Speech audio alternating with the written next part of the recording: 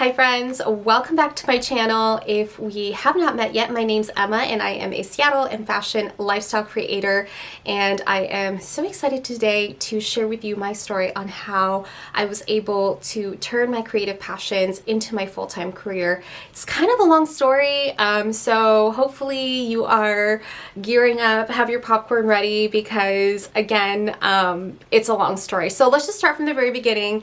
If we've never met before, if we've never connected on Instagram, you probably have no idea who I am. And so, yeah, let me just start at the very beginning. So my senior year of college, I was at the University of Washington and I was getting ready to graduate with a business degree. So that was my undergrad. And my fall senior year, if you're in B school, you know that fall of your senior year is like a really big recruiting time. Maybe times have changed, you guys can let me know, but at the time I was doing the job fairs and job interviews, and I knew I was either going to land in tech, consumer packaged goods, or the aerospace industry, because I had done 2 summer internships in the aerospace industry, and so I had connections and relationships and managers I knew from that, and so I knew I was going to land in one of those 3 industries. And I also knew that my starting role was probably not going to be as creative as I wanted it to be. And so at the time, I had an Instagram, and I was also on different platforms like Chictopia, and just like seeing different creative women share their everyday outfits and post it and share it online. And I remember looking at women like Ami Song and Nani's Closet and just like being really inspired, because they were just like regular girls that I could relate to. They weren't models or celebrities or anything like that, and they were sharing their outfits online and like building a community. Okay, you guys, this hair is like driving me crazy. Let me just like fix it real quick. Okay. Anyways, so I was really inspired in 2014 to start my own blog, Emma's Edition, and I picked the name Emma's Edition because it would be my take on fashion and style, and it would be a place where I could write and just express myself and share my edition of what was trending and what was going on, you know, for that season or whatever that may be. Had no idea what I was doing. I mean, I went online and I Googled how to get started with the blog, and you start either with a WordPress or a Blogger, and I ended up picking Blogger at the time because it seemed like WordPress was really confusing. And so picked a free Blogger account, and then I was a senior in college, and so I didn't have a lot of money, but I also was not a photographer and I didn't know how to do that. And so reached out to my friend Holly, who is still my photographer today. We've literally been working together for so many years. But I basically reached out to her, and at the time she was only shooting cars and she hadn't really shot people yet. And so I knew we would be learning together, and I said, hey Holly, what do you think about shooting me for the blog? I literally have no money. I was like, but once I start working full-time, I'm going to pay you, I swear. And she took a chance on me, and we started working together. We would shoot maybe once a month. Since it was 2014 and since it was my senior year of college, blogging was not really my focus. I mean, my whole focus was lining up a job after graduation, which I did. And also after I lined up my job, it was going to be preparing for my job, because my first job, I moved to Southern California, so left my home state of Washington, moved down to SoCal to work a sales job in the consumer packaged goods industry. And it's just like such a big move, you know, you're 22, you've just graduated, and now you're taking your first corporate job and you're leaving your home state. And so there was like a lot of adjustments. So my first 2 years having a blog, 2014 through 2016, I was just focused on first graduating, and then the second year, my first year out of college, just surviving corporate America, because it was such an adjustment. I'm sure if you've ever moved from home, or even just like left, like, you know, for college or whatever that may be, it's a really big adjustment. And so my focus and my priority was just getting in a healthy, stable state. And so after my first year in the consumer packaged goods industry, decided to go back to the aerospace industry, because my former company actually would sponsor and pay for your entire master's program. And that consumer packaged goods industry did not. And for me, I really wanted my master's. And so I said, okay, let's go back to this former company, let's get my master's, and then we'll go from there. So now we fast forward, it's 2016, 2 years of having my blog and Instagram. I'm posting on, it's still like a personal Instagram. I have some professional, photos that I mix in there. I might be posting on my blog once a month.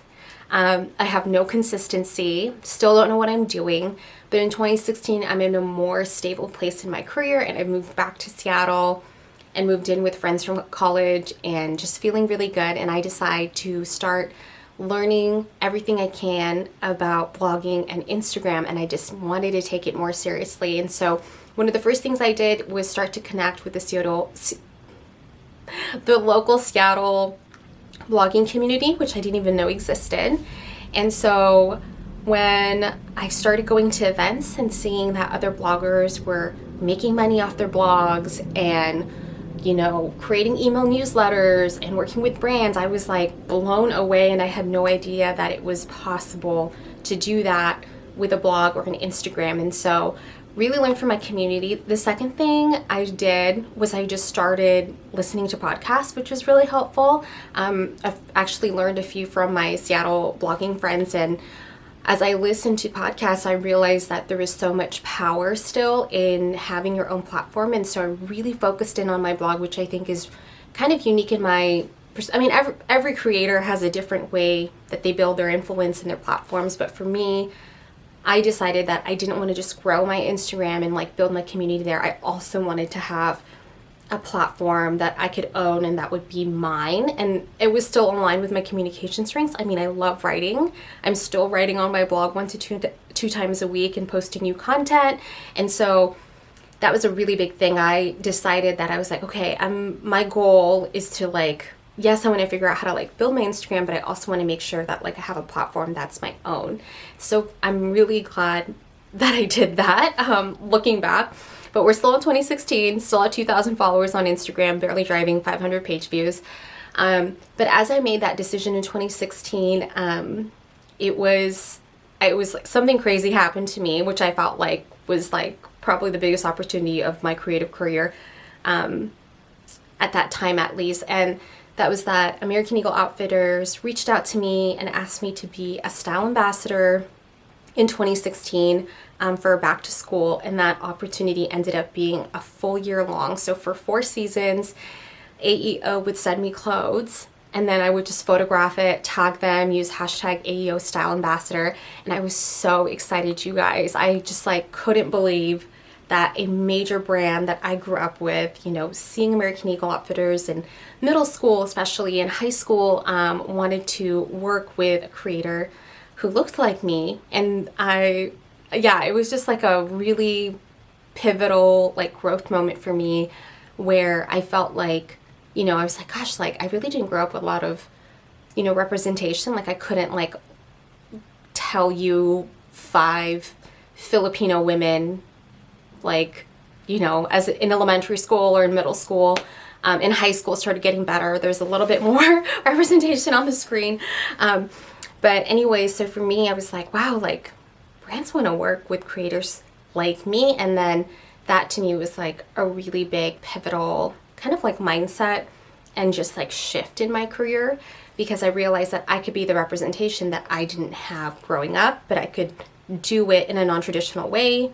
Just because I didn't see, people who look like me in a traditional way doesn't mean that that can't happen today. And so luckily there are platforms, again, like YouTube and Instagram and TikTok, whatever your platforms are, right? You literally could be anybody, and you could be the representation that you've always wanted to see on screen, or whatever that might be. And so I was very inspired, and I definitely felt a lot more confident working with a major brand like that. It was unpaid, so I was still figuring out that piece, but that gave me so much confidence, and I was okay, I can keep working with brands.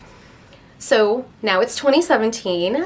Hopefully you've enjoyed the story so far. I actually decided that I want to go and start my master's program that year. I was in between an MBA and a Master's of Communication and Digital Media, and I decided to go with my Master's of Communication and Digital Media back at the University of Washington, and my former employer also okayed it, and the whole plan, and they paid for my master's program. So from 2017 to 2019, you guys, I was working full time. So I would go to work from 7 a.m. to 3:30 p.m., commute back. At the time I was in a van pool, and the van pool, luckily I didn't have to like drive, which was awesome. And so I would come home in the afternoons, like pack a bag of food, and then I would be in class twice a week from 6 to 10 p.m.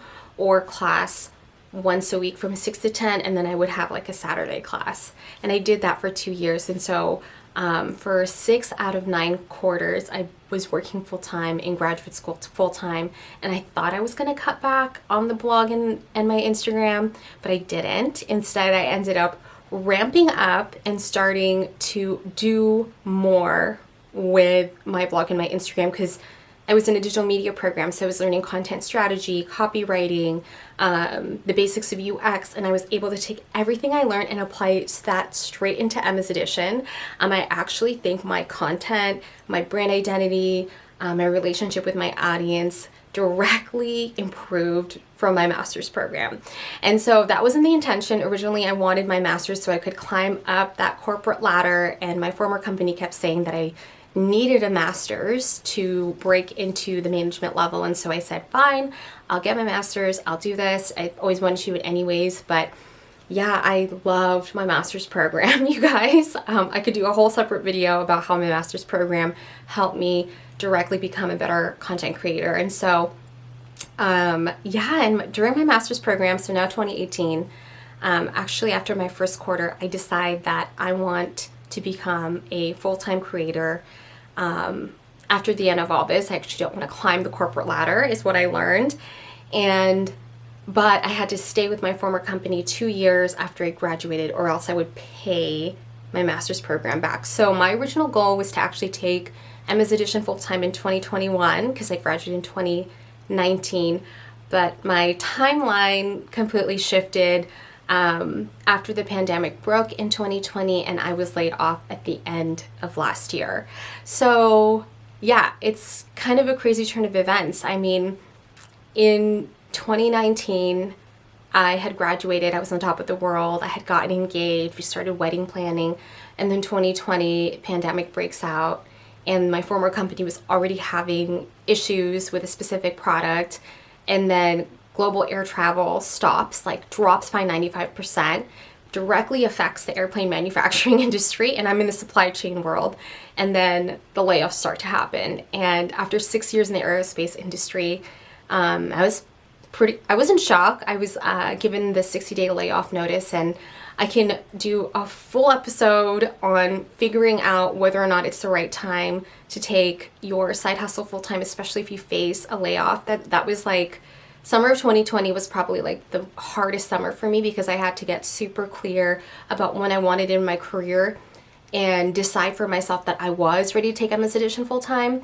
So that will be for a separate episode, but ended up deciding to take Emma's Edition full-time in 2020. And up until that point, right, I had been balancing a corporate career and then 2 years with school. And then after that, you know, I was still doing it with a full-time career. So a lot of balancing work. And so it has been a crazy story for Emma's Edition. 2021 was the first year I went into Emma's Edition, and I did it full time, and it was crazy. I tripled my revenue from last year.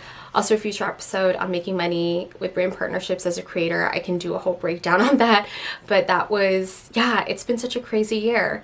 So I felt like I kind of sped through that. I am going to end the video here, and if there's any specific thing you guys want me to talk about in a future video, let me know. I do have some stuff planned in the works. I really appreciate you just taking the time to listen to a little bit of my story today.